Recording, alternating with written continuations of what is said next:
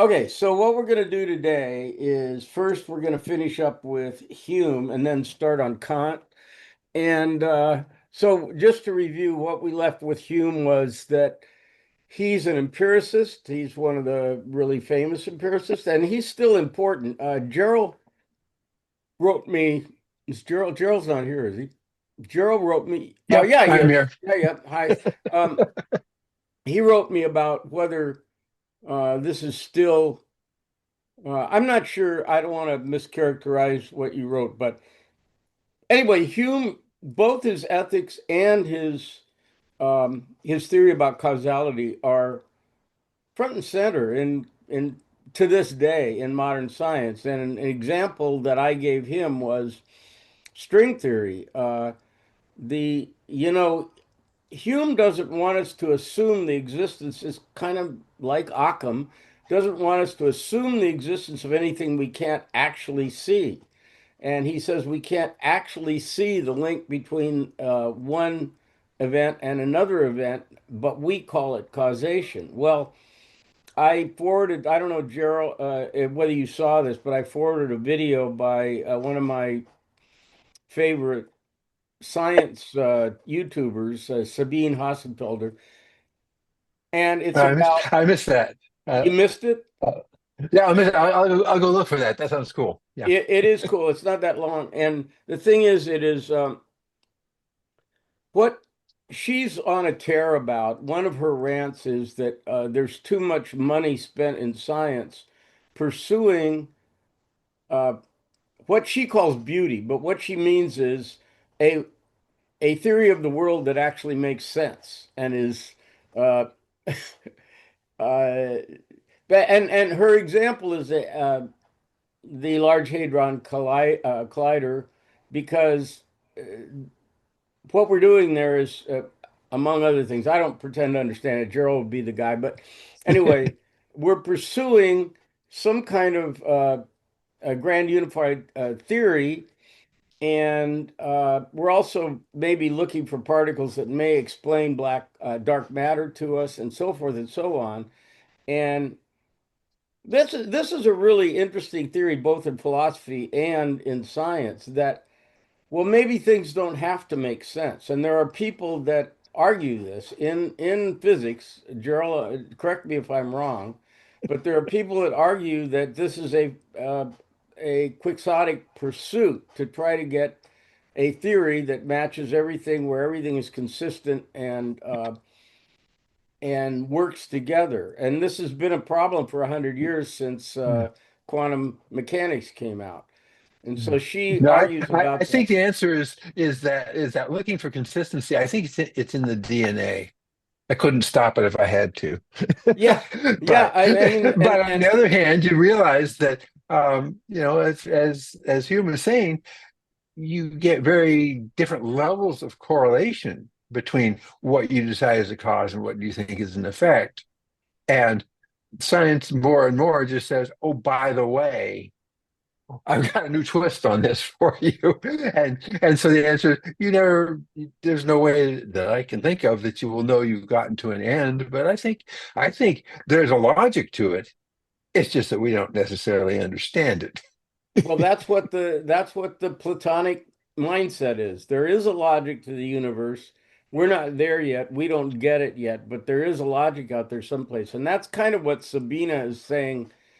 You're spending a lot of money trying to chase that rabbit, and maybe it'd be better spent elsewhere. Anyway, we can't do that. But just to say, Hume is not somebody that just said what he did and then we moved on from there. He's still front and center in science today and in ethics. And so let me just remind you what he said. There's four things that he says we cannot perceive, that we somehow believe in and think is true, and think are true. And all of those things are things that were assumed by the scholastic philosophers for everybody. Actually, most of them were assumed by every philosopher until now. And they are God, causality, the self, which is the weirdest one, and substance, something called substance. And I said last time, I'm not going to spend much time on that, but uh, and God, that's kind of obvious. We don't have any. I mean, if you're a Christian, you say everything is evidence of God's existence, but okay, show me, we don't have an Elisha around to do an experiment with the priests of Baal to demonstrate that God exists. We don't have that. So that we don't have any empirical evidence of God, that is. And substance, I'm not going to deal with too much. I think he's right about this. It's a very interesting point, but it involves us in all kinds of weird, not weird, but technical 20th century logic and stuff. And it's not that important. I, well,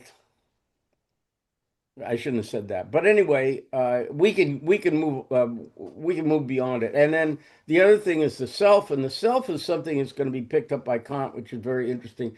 And the point is that the self itself is not perceived. All we see is, if we look inside ourselves, all we see is a bunch of stuff. And Kant is going to say that even if you're looking at your dreams, your memories, your aspirations, all of those are part of the world you perceive.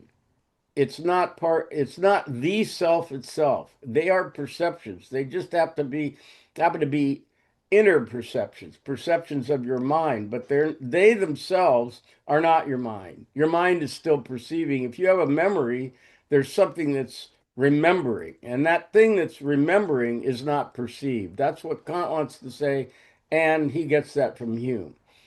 So we're going to talk more about that as we go on. So those are the four things that Hume says we know have no empirical experience of, and this is a little bit a matter of language, but I think we get what he's saying there. And then the other thing that we didn't cover really last time, just much anyway, to review is Kant's ethic. I mean, excuse me, Hume's ethics.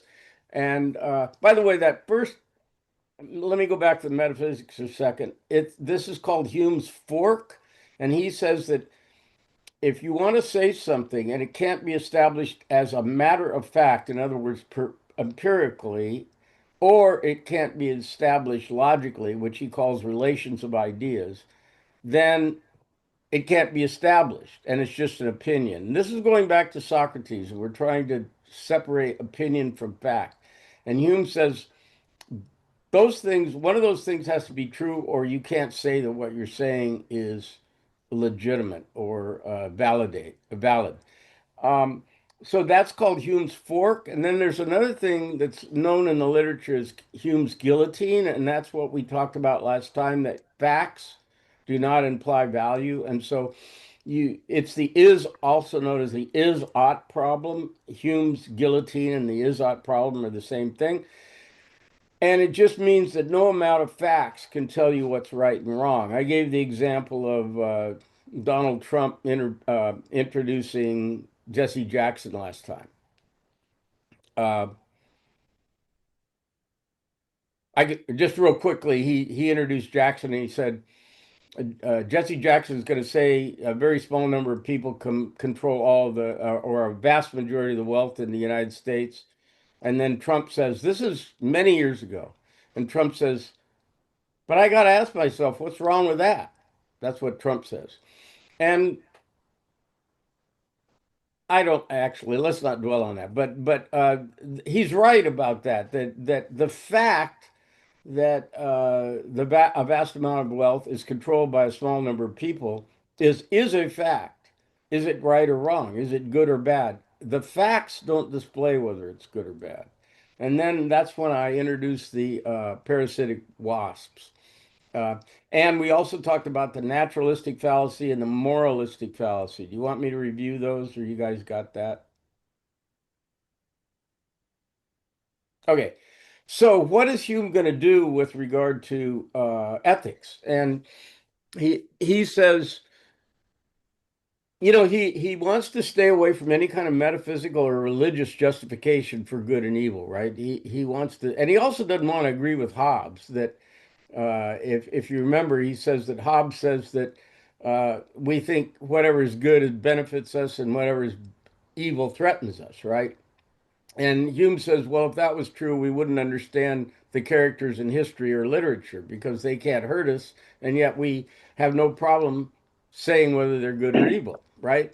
So this is Hume's criticism of Hobbes' point about that. That's Hobbes' version of nominalism, and nominalism was introduced in the Middle Ages with regard to God's view of right and wrong as opposed to our view, and we could only have our limited human view, whereas God knew what was really true. Nominalism is the idea that our words don't have uh, our words may not be true. What we say is good and evil may not be true. In the eyes of God, uh, good and evil might be something else. So that our words might be wrong. Uh, and Hobbes has it from a different direction. He says he also says it might be wrong, but he doesn't say that it's because God knows what it is. So what Hume says is common sentiment is excuse me, Hume says is moral is common sentiment. So he wants to derive morals from empirical observation. And here he's more or less like Aristotle, which is what you do is just go see what people approve of. And what people approve of is um, is good. Now, he's not so dumb that he thinks that, okay, if everybody approves of, you know, racism, then it's good. He's not saying that. The closest he comes to a definition of goodness is that we find by observation, we can see that people think the good is what is useful. And if you're doing something that is useful to society, then it's good. And I could point out this is an interesting, also contrary view to Hobbes, because suppose I have a job and I don't know, in a warehouse or something, and I see there's somebody that's a much better worker than I am. Now, according to Hobbes, that guy is my rival and he's a threat to me. But in fact, Hume wants to say, no, I admire that guy. I go, man, that guy is, and we admire people who are hard workers who can do things better than we can, even though their abilities may threaten our position at the company. Does that make sense? Yeah. You admire somebody that's good at something. And if Hobbes were right, we wouldn't admire that person. But we do admire them. And Hume says it's because the common sentiment is that they're doing something useful and therefore it's good. Does that make sense? Now, I must say I admire Hume's humility on this point. He's not, we feel so strongly about um, moral positions. We feel so emotional about them that we want to ground them into something that's weighty. And so that's why we use God or we use sociology or some kind of thing. And Hume is holding back from that. He's not going to try to base it on some kind of metaphysical principle or God or any higher principle, which we'll get to with Kant and Mill, by the way. He's not going to do that. He's just going to say, all I can say, and I, like I say, I like the humility of this. All I can say is this is what people approve of. And some people call him the first utilitarian because he says what's useful. And Mill's going to say, of course, what makes for the greatest happiness for the greatest number. Bentham and Mill, we'll talk about it in not today, but they were the utilitarians, Bentham and Mill. And Hume doesn't go there, but he does say that we find things that are useful. The common sentiment is that things that are useful are beneficial, are good. So I just kind of like the humility of that, that not trying to base his morals on some kind of highfalutin principle. So we're going to move on to Kant now. Does anybody have any questions about Hume they want to address or further discussion of Hume? All right. Okay, Kant is the first guy we're going to come to who is just uh, a piece of work. Uh, it's impossible that his big work is a critique of pure reason, and this is a monster work, and it's the kind of book that you can read a paragraph 40 times and you know the same thing you did before you read the first word. He's very incomprehensible, very difficult to read, and part of the reason is that he makes up new terms. He's saying something quite new, and he's very, very important. He's saying something quite new, and he makes up new terms which he doesn't necessarily define or use consistently. One of the big favorite terms in Kant is transcendental. We'll get into that. It sounds really important, and it is, but it's not quite as spiritual or whatever as it sounds. We'll try. We'll do our best to define that. By the way, hello, Peter and Ann, and welcome back. Good to see you. And you look at least cheery. I don't know, and you look well, but you're probably not quite well yet. I'm going home Saturday. Oh, excellent. Excellent. That's Yep. not very long off. Nope. A little scary, but they said I'm totally ready. Yep. Scary. I'd be so relieved to get out of there. It's like No, I prison. actually really like it here. I really do. I've discovered, like when I got back from the hospital, I discovered, oh my God, I really like it here, compared to the hospital. The food at the hospital was really good. Wow. But everything else is like, this has become a kind of little turtle shell home, you know? Turtle And shell like, home. yeah, I mean, like the people here are really nice, really I nice. The PT people, the nurses, the aides, they're characters.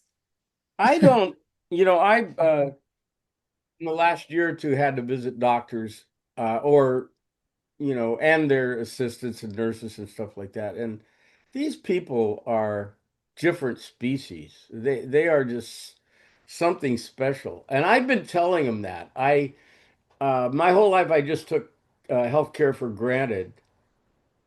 You go in, you see the doctor, whatever, do what he says. But these people have chosen to live an entire life caring for other people.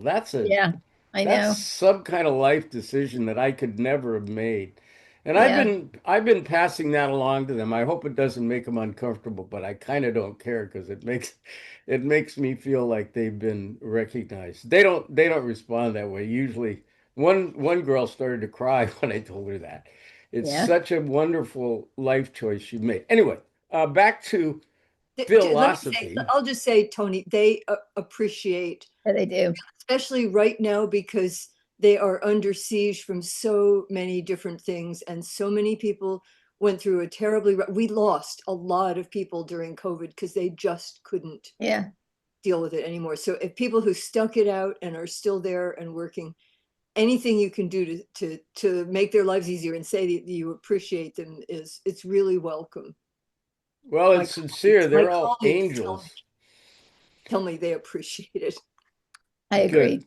I agree. Oh, okay, so back to our hard job here, Kant.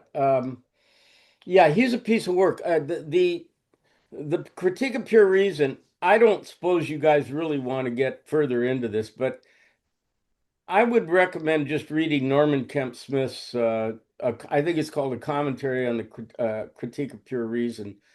That's written in actual English, and well, Kant didn't write in English, to be fair, but he's very, very difficult to read, and that's going to be true of a couple of guys now. Hegel is hard to read. Some of Marx is very hard to read, but Kant is really hard to read. And where's McEntee? Geez, he wrote me yesterday. He said the link didn't work, and so I tried to lead him through it. I said, "Get on here today, and if get on early, and if you don't manage to get on, then call me." But that hasn't happened. He's not here. Anyway, we used to say at Pomona, it's an old farm expression, and a reading Kant is like a hog looking at a wristwatch. You feel like a hog looking at a wristwatch. You just, what the hell am I looking at here?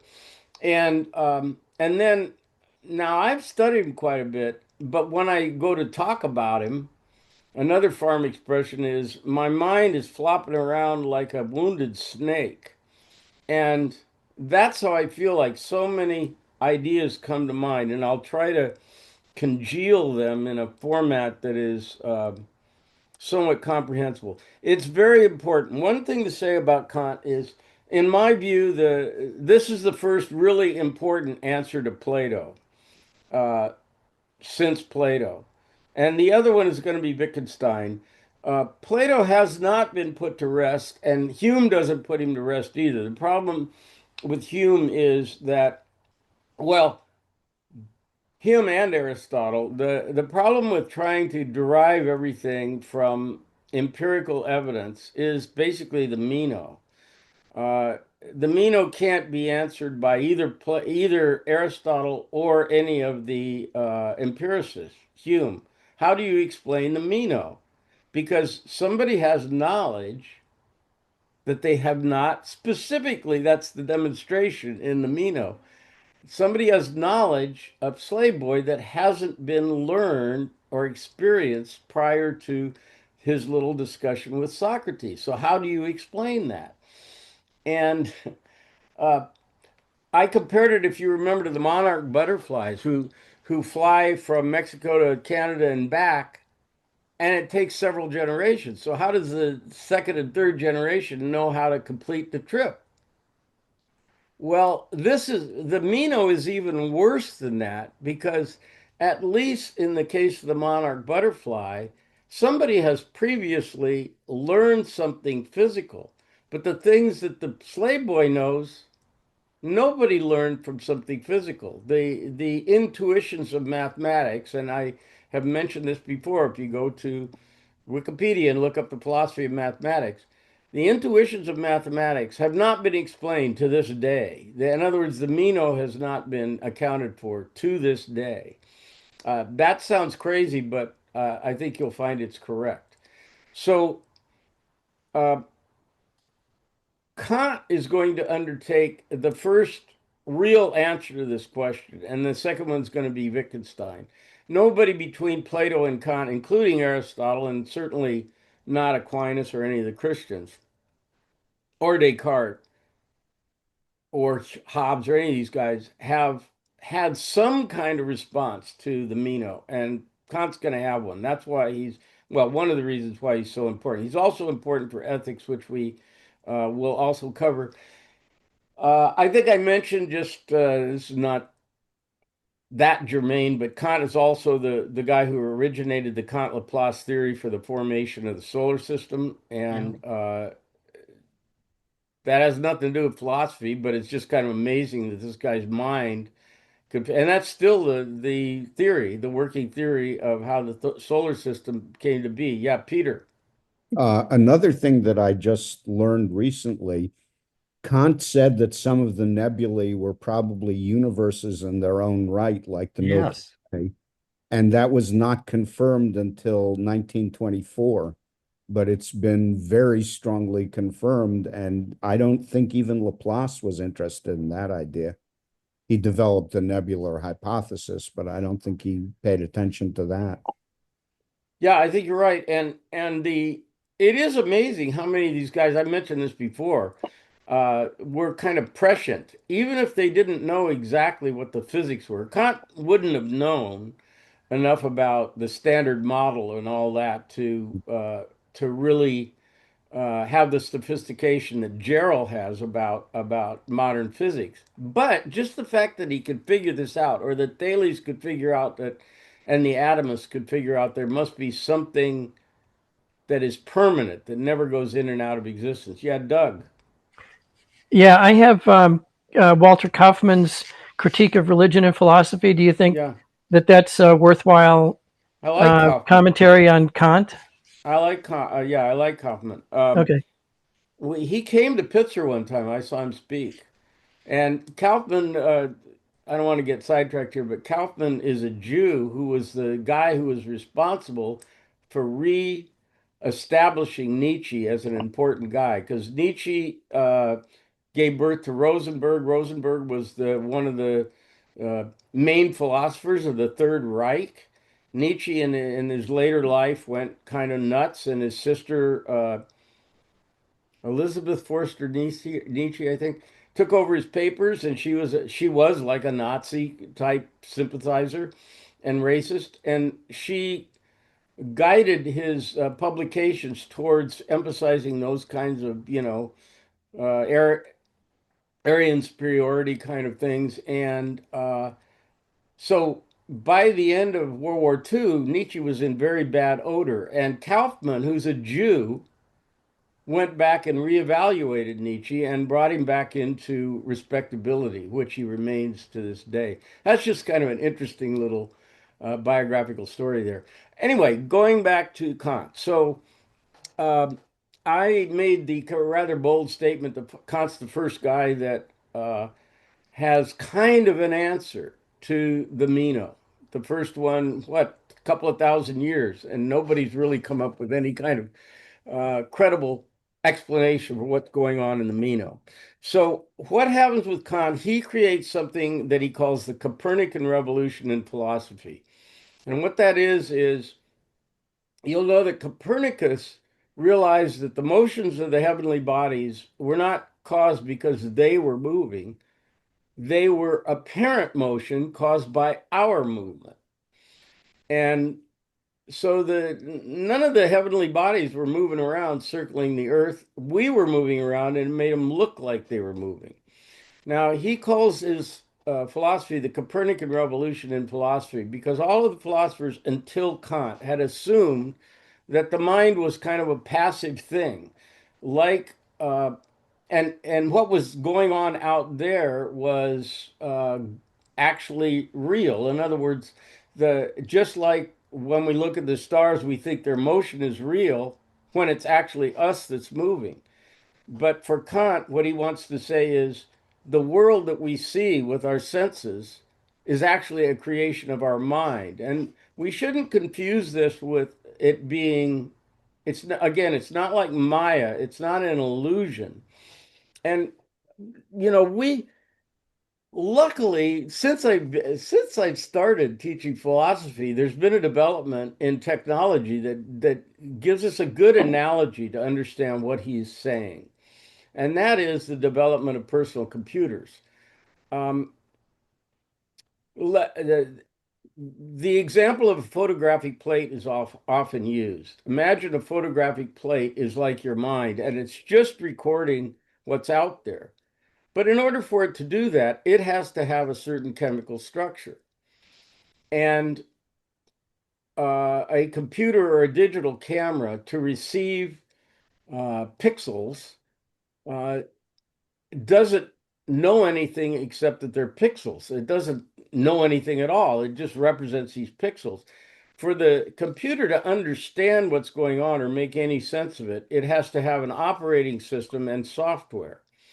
And we can compare what uh, Kant is trying to say to an operating system, that our mind has an operating system. And that operating system doesn't just merely passively receive the sense data from our eyes and ears and so forth. It organizes it and shapes it in a way that's useful to us. And so Kant calls this the transcendental illusion, the illusion that the world that we see outside our minds is a real world. And in fact, it's a highly processed world. It's not a world that is just received passively by this thing, by our mind and perception. It isn't perceived passively. It's been organized and sorted out according to the structures that are inherent in human consciousness.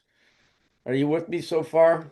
I mean, actually, on one level, this is obvious. Of course, you have your ideas of things, and I have my ideas of things. Kant's saying something a little bit deeper than this, I think. Now, when he starts to the way he goes about figuring it out, he says we can't see the world without it being framed or organized through our consciousness, right? Right. So how are we going to say anything about the thing that's organizing uh, the perceptions that we have?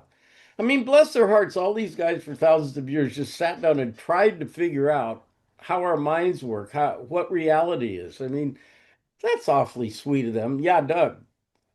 But does Kant believe that there's a mind independent reality out there, or Okay, that's an interesting question because how can we answer that question? Uh, how can we? There, he does have a way of responding to your question, and I'll get to that. But we couldn't know anything about it. Let's put it that way. Now, uh, what Kant says I don't is, want to interrupt them. Peter, you got something?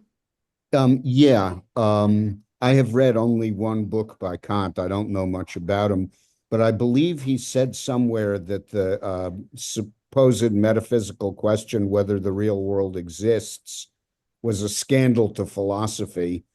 And his answer was more or less, of course it exists, but we can't perceive it as it is in itself. We have to perceive it through the categories of our mind.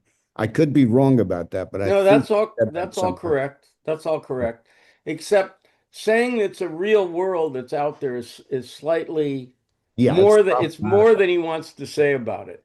Uh-huh. I'll try to put it that way.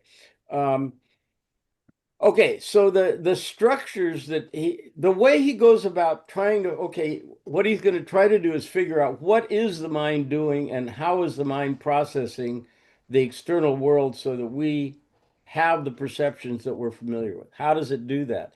And the way he does it is called what he calls the transcendental deduction. Like I said, he likes the word transcendental. So this is a transcendental deduction. And actually, the best analog for this was given by our own W.T. Jones from Pomona College.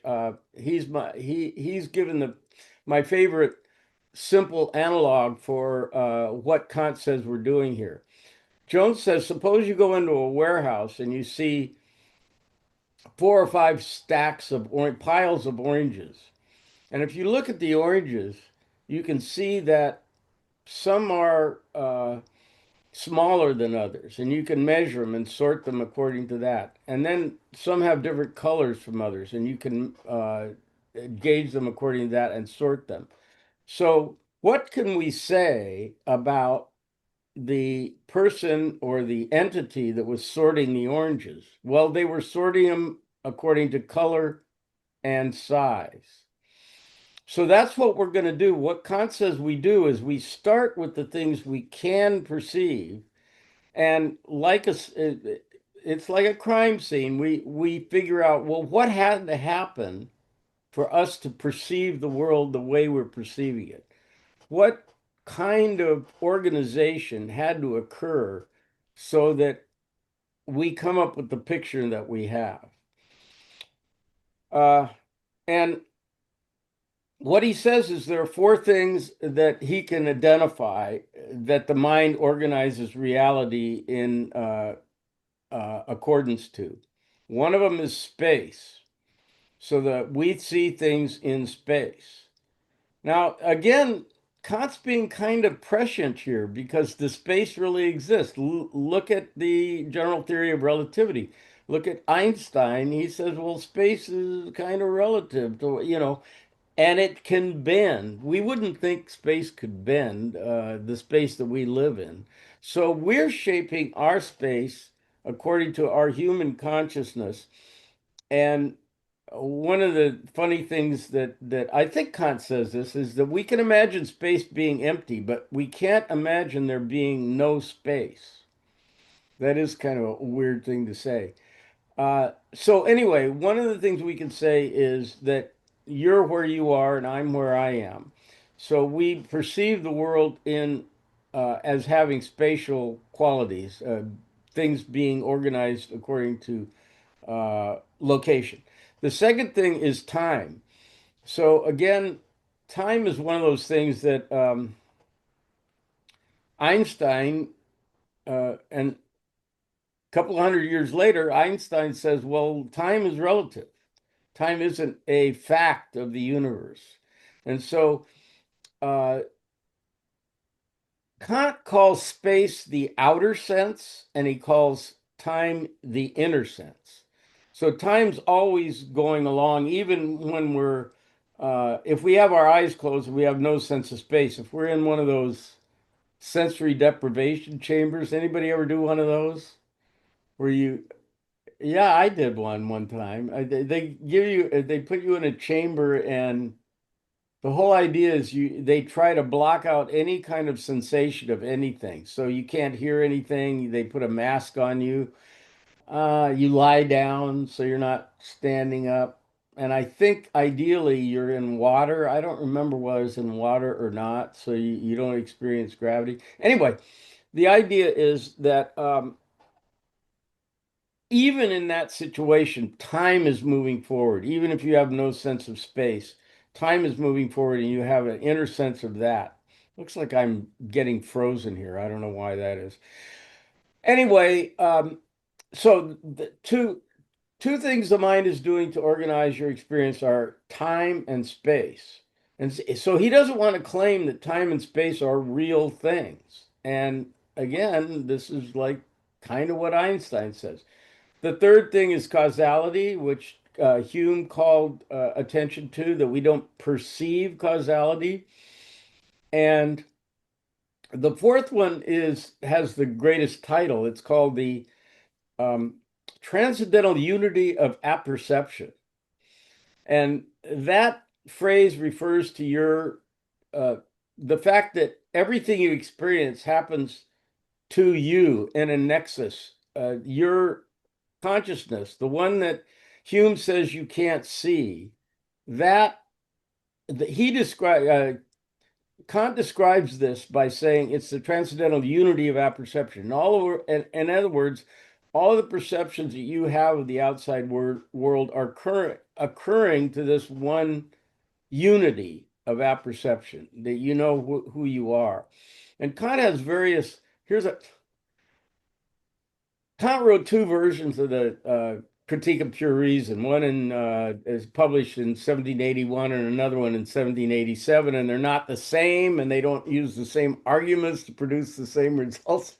It's just a mess. And if he wasn't a genius, we would just say he's a disorganized fool, but he was a genius. So the uh, transcendental unity of apperception is, he actually has arguments to prove this is the case. And one of the famous ones is the bell. And he says that if you hear a church bell, you hear one um, strike of the bell and then you hear another strike of the bell. What had to happen for that to happen? Well, there had to be an ongoing, continual consciousness, or you wouldn't remember the first strike. The thing that's experiencing the world wouldn't remember the first strike. So there must be a continuing consciousness. Now, the transcendental deduction is what it is he's looking at all of our perceptions and he's saying what kind of sieve, what kind of sorting, what kind of categories had to be at work here to present to us finally the picture of the world that we get. And he says, whatever it is, it's something that has organized our consciousness with regard to time, space, causality, and the transcendental unity of apperception. Whew. Now, to return to, I think it was Doug's question or somebody's question about whether there's a real world out there. So what Kant wants to say is, and this is kind of in response to Hume, well, a lot of it is in response to Hume. Hume was at pains to demonstrate that it was not possible to go from the perceived world, which he called matters of fact, to the not perceived world, in other words, God. Because he's going to say that causality, let's just take the first proof for the existence of God from Thomas Aquinas. He's going to say that causality is not something we see. So Thomas trying to say that, well, we perceive in the world, we see this thing called causality, and it must have a beginning. It must logically go back to something that's the first cause, and that's God. That's Thomas's first proof. And so Hume wants to say that, well, we never perceive causality, even in the world that we can perceive. And then you're saying there's some kind of logical force to it that would require us to believe that all the way back to the beginning and beyond anything we could perceive, there is something that started it all.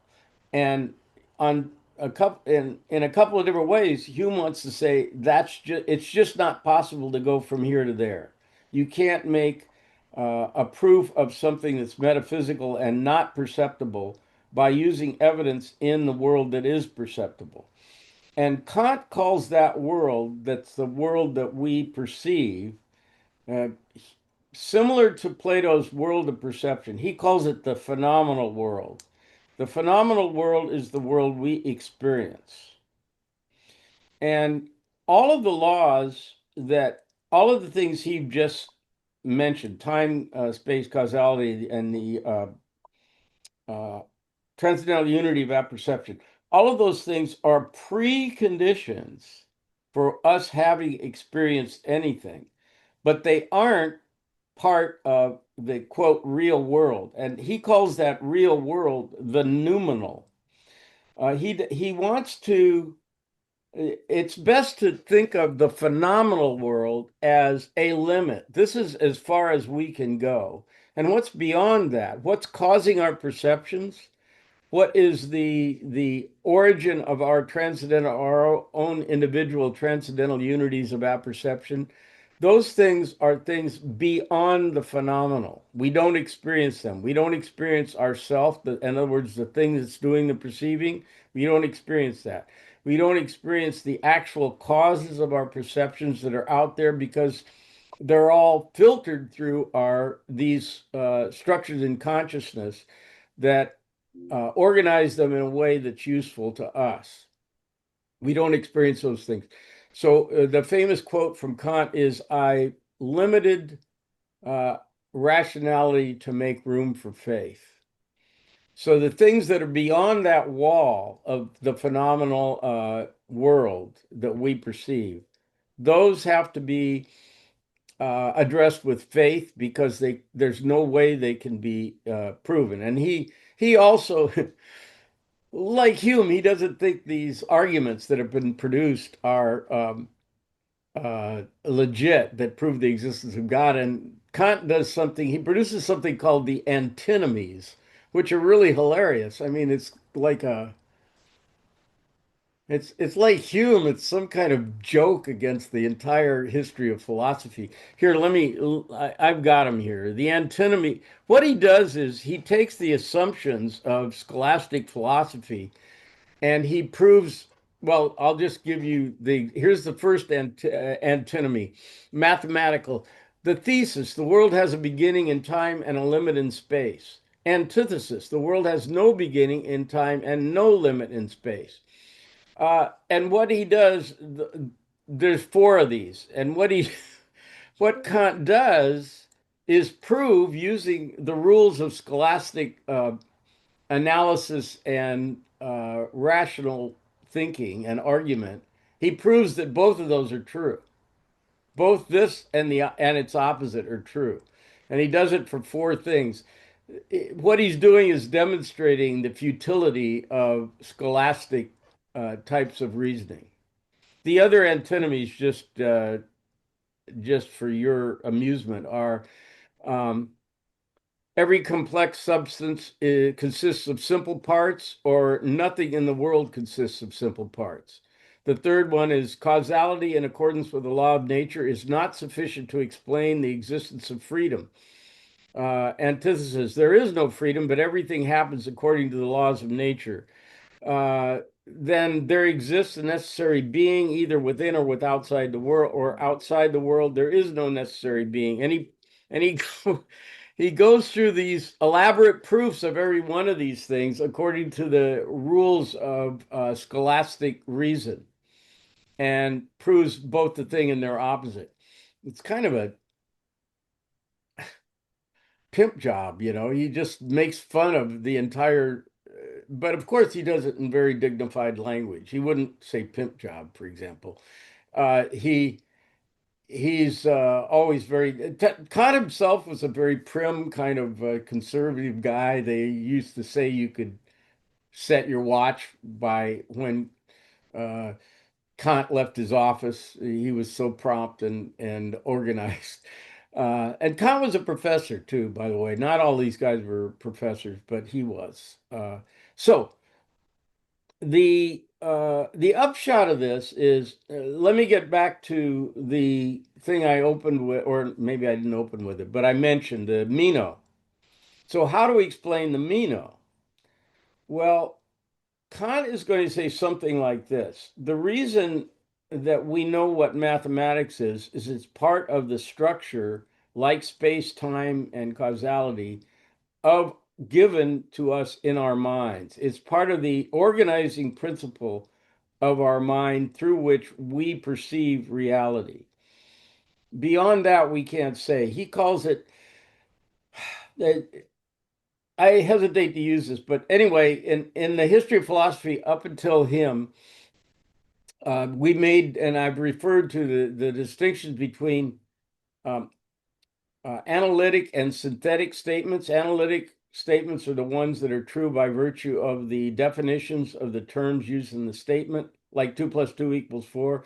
And a synthetic statement has to bring something from outside. In other words, that you can't just look at the logic of the terms, you have to actually bring in evidence.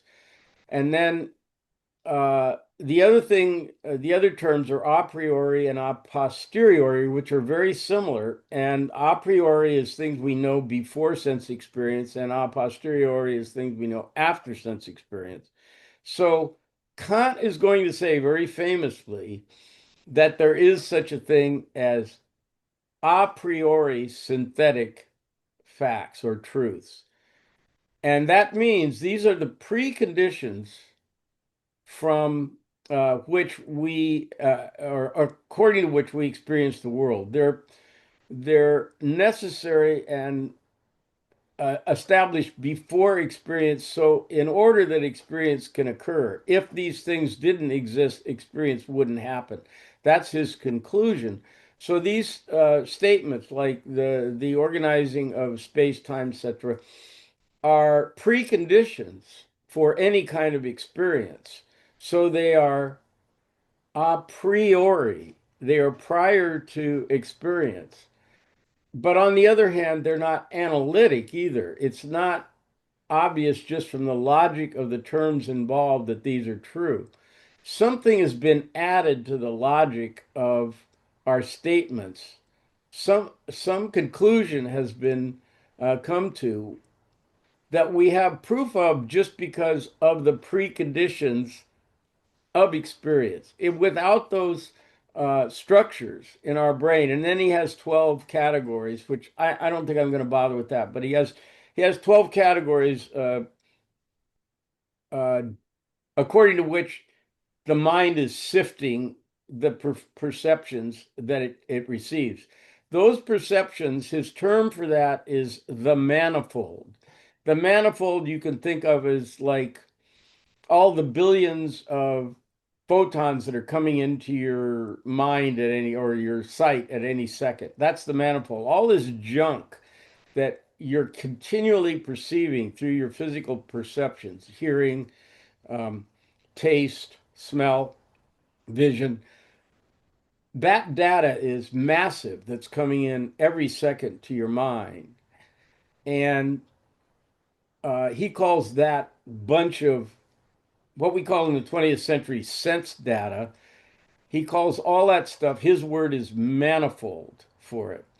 And then what we do is process that manifold. And if we didn't have any processing, we'd be just like a digital camera that didn't know what it was looking at. It was receiving all this information, but it had not even the faintest iota of what was being perceived.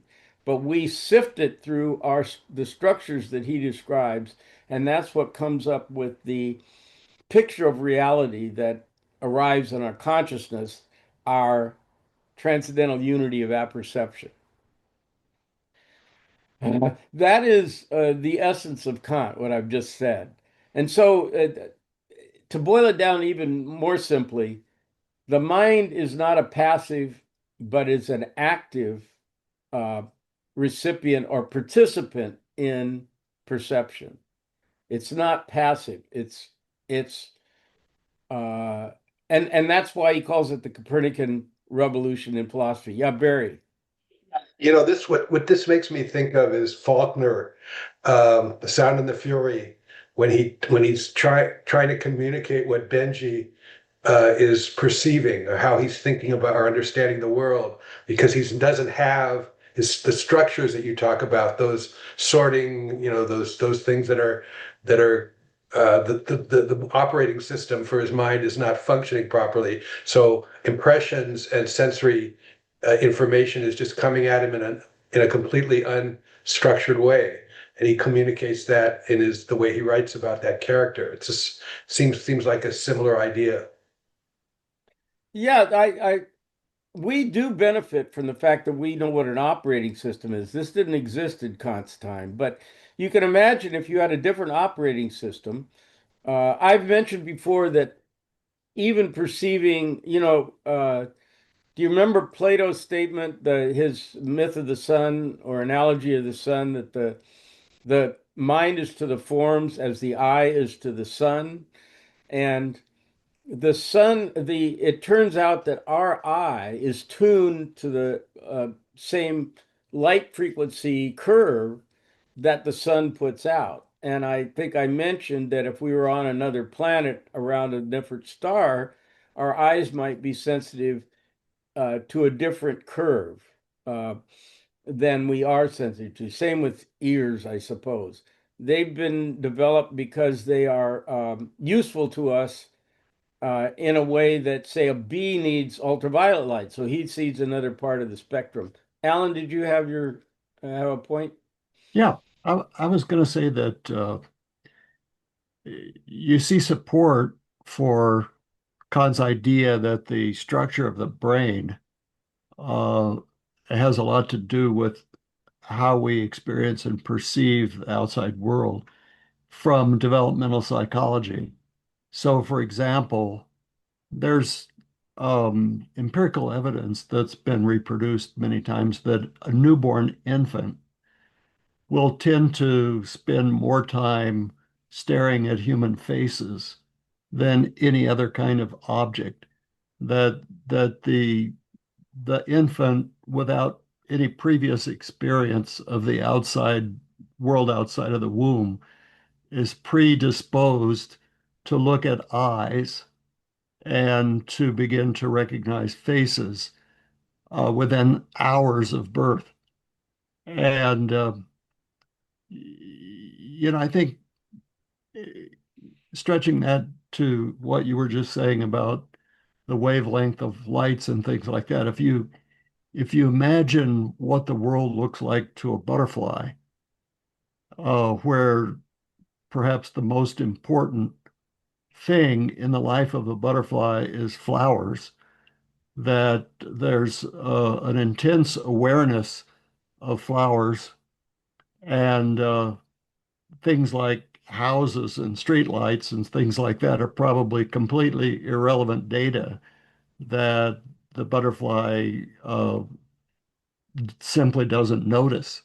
Um, I would imagine that viewing the world or experiencing the world as a bloodhound, you're going to be aware of all thousands of scents that were laid down hours before, days before. You're kind of looking at a historical view of where other creatures have passed and left scent trails that human beings have zero awareness of. And so I think that how different brains experience the world can be extremely different.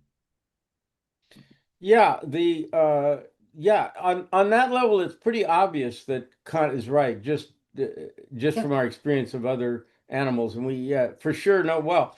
Birds, for example, there are birds that this has been demonstrated, that can look up at the sky and just glance up at the sun and see which direction it's going. Yeah. We can't do that. We'd have to. There's a trick to do that if you're a Boy Scout and you know how to do, you know how to do that. But we can't just glance up at the sun and see which direction it's going. But there are birds that can do. Birds that have a magnetic sense for where the magnetic poles are. There's uh, fish that have electromagnetic sensors that can sense the electric field of other fish's brains, if I'm not mistaken. So, yeah, all this kind of consciousness, and then we have our own operating system. Um, Laurel, let me say one thing before I forget it, and then I'll get to your point. Um, at the beginning of this, I said that there are two guys that respond significantly to Plato. One is Kant, and the other is Wittgenstein. Kant says that these are structures of the brain. They're kind of like the forms of Plato's forms. But in Plato's forms, those are kind of something that you perceive from or you remember. My memories are not part of the structure of my consciousness. They're part of it. A minute ago, I was talking about the inner sense. You have subjective feelings, you have memories, you have hopes and dreams. Those are still not you. They are objects of your awareness. My memories are not me. I am focusing my attention. It's just that they're inside my brain as opposed to being outside in the world. But there's still something that is not the same as being me. And so, in a sense, the forms are perceived by the mind through memory. Whereas Kant wants to say they're not perceived, they are the structures through which we perceive.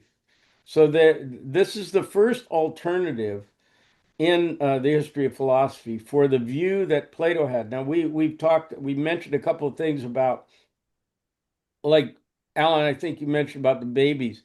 Uh, the an analogous thing with Kant, I think what he mentions is you can't help yourself but see that the world is curved. The one I always use for this is when we look down the street, the people only look this tall. Why do they look that tall? We know that they're not that tall. Well, it's a structure of our brain that organizes, two-dimensional our two eyes, allows us to figure out perspective. But it's a way that we structure the world that we perceive so that it's useful to us. But it's actually not what the world is. The world, the people aren't that big.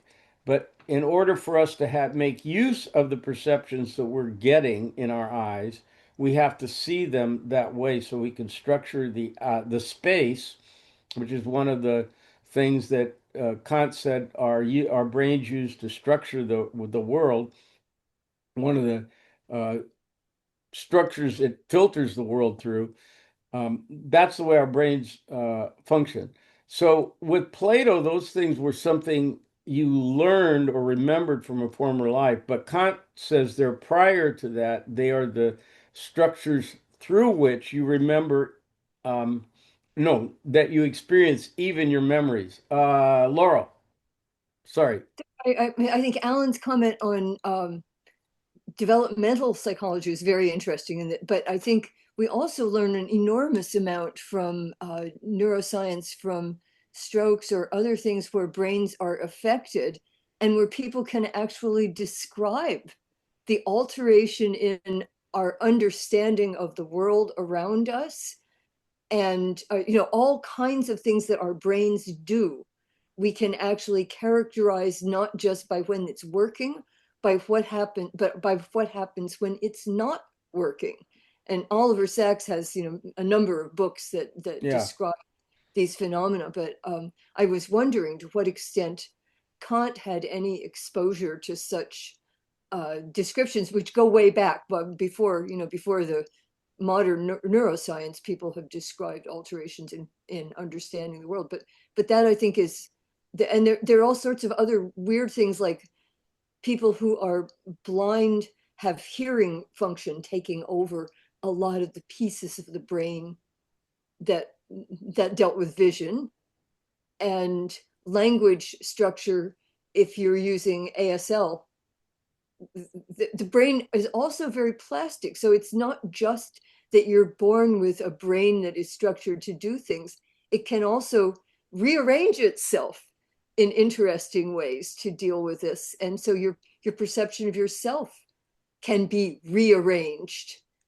Um, in That's very interesting. Of course, Kant knew none of this. This is modern science that we've now. When you say that Kant must have experienced it, no, he doesn't talk about this.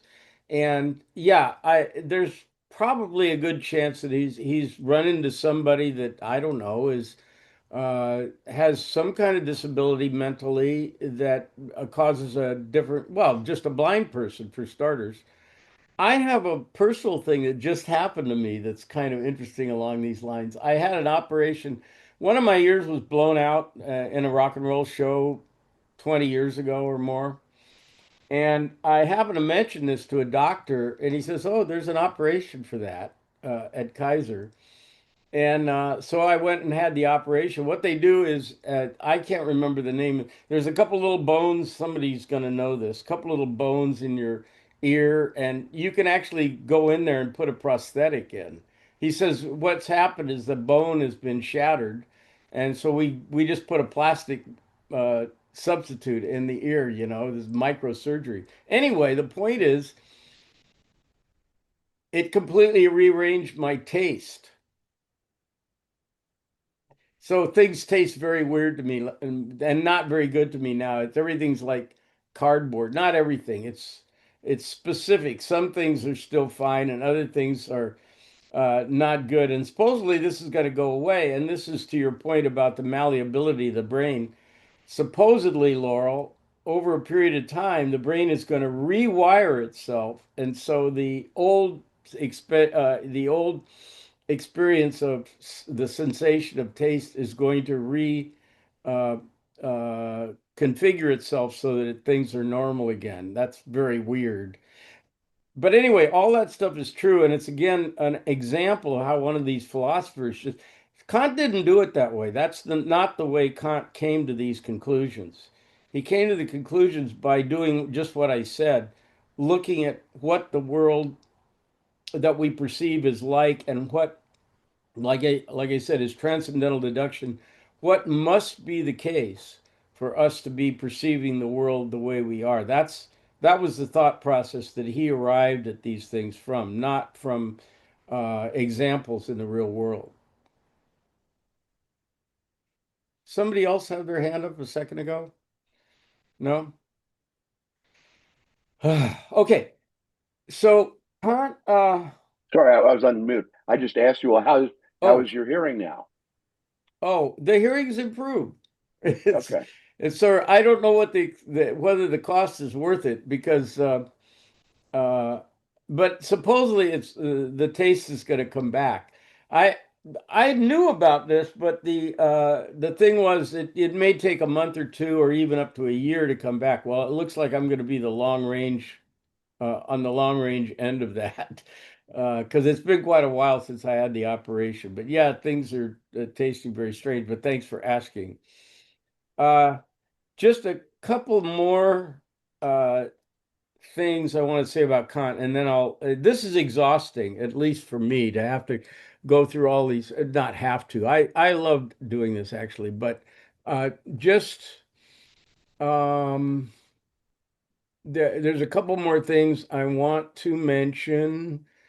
And okay, they are just these terms. The manifold, I've already mentioned a manifold, and that is all the sensory experience that is flowing into our senses at every moment. Intuition is knowledge which is immediate relation to the senses. In other words, uh, let me see if I can do. You know how sometimes you mistake you're walking along and you see something that's in the shadows and you think it's one thing, but that turns out it's another. Well, in addition to sight, what's going on there is the mind is making an interpretation instantaneously. This is kind of an amazing thing. I mean, if you think about what's happening, you see something and you mistake it for something else. Well, just think about what happened. The mind has instantly gone through its whole database of things that look like that. You could do this with in Chrome, there's something called lens. So if you show your phone a flower, it'll look through its database of similar looking flowers and identify what it is. Well, that's what your mind is doing when you mistake, oh, that's Sally. No, it's Mary. And what your mind has done is it's gone through all the similar images instantaneously, way faster than you can appreciate. It knows right away, okay, it's not a car, it's not an elephant, it's not a mountain, it's a female, but it looks like Mary, no, it's Sally, whatever. It does that so quickly that you don't even know what it is. So anyway, I think that's what Kant means by an intuition, that your mind um, uh, understands what it is it's looking for. That's not the same thing as the manifold. The manifold is the uninterpreted flow of data, what we call sense data. Um, and that is caused, that sensation is caused by something from the noumena that we don't know what the sensation is caused by. We can't say it because all of our sensations are filtered through those categories I just mentioned to you. And then that's the world of phenomena, the world of perceived things. And then a subjective deduction. Um, okay, I'm not going to go. I'm not going to go to that one today. Maybe I'll do it next time. And I could go through the categories too, but I think I'll skip it. I think this is enough uh, confusion for the day. Final thing I want to say is that what's going to happen after Kant, and we're not done with him, but what's going to happen is that Hegel's going to come along and say, well, if the mind is creatively involved in understanding the world, can the mind not change through time? I don't, do I perceive the same world that I perceived when I was 10 or when I was 20? And he's going to say, no, the mind goes through a dialectic process and changes through time. That's what we'll get to Hegel. So without Kant, saying that the mind is creatively engaged in projecting to us a picture of the world, and isn't just passive. There would have been no Hegel to say, well, if that's the case, then the mind and the operating system that goes with understanding the world can change as we live our lives. That's all I'm going to say about Kant today. Any comments? Your comments have been really good so far. Any other comments, questions, criticisms? Barry. Yeah, I just wanted to comment that I think, connecting to what Alan was talking about development in newborns, and also what Laura was talking about in when the brain is not functioning properly, when the operating system is disrupted, it occurs to me that the experience of psychedelic drugs is another Yeah. example of this. Yeah. Where the drugs are at a biochemical level are interfering with the basic operating system structures, but yet perceptions and the result are all different kinds of perceptions of reality, which also relates to mental illness and schizophrenia and things like that. Boy, you'd really like to sit down with Kant and ask him about that, wouldn't you? Hallucination is so fascinating. I mean, my mother Yeah, I went know. through a period at the end of her life where she began hallucinating experiences, and they were patently impossible. And yet she was absolutely convinced that it had happened. For example, she knew that she had been bitten by a raccoon, and she had this vivid memory of the raccoon biting her. And yet she was a little old lady cooped up inside of a house. I mean, there was no way that she could possibly have been attacked by a raccoon, but you could not talk her out of it. I mean, she said, "No, I experienced it. It's vivid. My memory of it is so vivid that I know that it happened." And those kinds of experiences, along with hallucination under drugs, in a way makes you realize that your ordinary perception is only possible if your brain chemistry is working in a particular way that we interpret as normal. Yeah, Lewy body dementia, Alan. My mother had again very weird perceptions. She informed me that she couldn't use one of you shouldn't use the bathroom next to her bedroom in my parents' apartment because when they were in uh, assisted living, because there was a body on the floor and we had to wait. It was yellow tape. We had to wait till the police had cleared it, and all sorts of bizarre delusions as well as some visual hallucinations. And again, you could restrict that with the atypical antipsychotics. So we had this big argument about that because there was a black box warning for older people against them because they increase the risk of stroke or heart attack about 5 to 10% over the next 5 years. And explaining that my mother was 97 and was worried about um, people falling off roofs and being kidnapped, and that I didn't actually worry too much about the 10% risk of a heart attack when she was 102. I had to deal with the doctor stuff, but yeah, the mental disorders are fascinating. I've been in that research world now for 40 years. So Peter. We're talking about delusions and hallucinations. That's an important subject, but there's also the possibility, which I think maybe Barry was raising, that altering the brain chemistry, for example, by psychedelic drugs, may make us see things that we have no way of judging as, say, they're not real. We may be seeing deeper. We may not be able to know what to make of what we see, but we may still be seeing deeper. William James, who had some experience with drugs and took both drug experience and religious experience very seriously, I think says somewhere, how do we know that 98.6 degrees is a better temperature for perceiving the world than, say 104? It wasn't that he actually thought, one was superior to the other, but he was raising, I think, a legitimate question. What is the absolute base for reality when you get beyond like perceiving bodies that aren't there or thinking you were bitten by a raccoon that isn't there?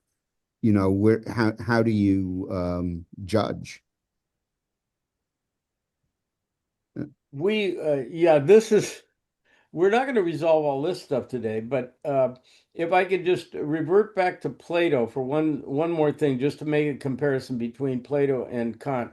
Remember, Plato said that the forms uh, are actual parts of reality, the universe. Mhm. And the unsettling thing about Kant is he doesn't make that claim. He says these are the structures through which our brain formulates a picture of reality. But the noumena, the stuff on the other side, of the limit of the quote phenomenal world, will always remain unknown to us and it cannot be known, which is a little unsettling, I guess. Doug, you had your hand up? Was it Doug? No, somebody put up a digital hand, I thought. Yeah, Doug says William Blake has a lot to say about this Oh, in Bridge of Heaven and Yeah. Hell, on chat, is on chat. Mhm. Sorry. Which is very true. Yeah, this is the area of poets and religious seers and so forth, the noumenal world. And that's exactly what Kant says. He says uh, I make I put a limitations on knowledge to make room for faith. And I have not been able to determine whether he was a devout. I know he was very pious in his life and his lifestyle. He and I just don't know here. He may have been a devout Christian also. I kind of doubt that, but he could have been. If so, he wasn't a traditional Christian, that's for sure. Uh, Gerald says, "Gotta go. Miss this conversation for the rest of July." Oh, for the rest of July on caretaker duty. Okay. All right, Gerald. I'm sorry to hear that. Me too, but I'll listen into that. I'll be able to watch the videos, but at that time of the morning, I've got duties. Hey, that reminds me Slash. of another thing that occurred to me, which is, does anybody, I should have brought this up a long time ago. Does anybody have questions about have you watched the videos and had questions? Because those are all valid, if you just weren't here, but you watched the video and you wanted to say something, but you weren't there to say it. Um, you can either bring that up anytime or else you can write me. I'm happy to respond to emails about any of these questions. I got nothing else to do. I'm an old guy with no job or anything, so I'd be happy to do that. And so if you do watch the videos and have a question, just get back to me. Uh, all right. Um, I guess we'll call it a day here. That's been another long one. And I will see you on Tuesday. We'll continue with Kant and we'll start talking about the his ethics. Uh, and that's very important too. The metaphysics is important, but the ethics are at least as important. So we'll talk about that next time, and I will see you then. Thank you. Have a good Tony. weekend, everybody. Happy 4th of July. Yeah.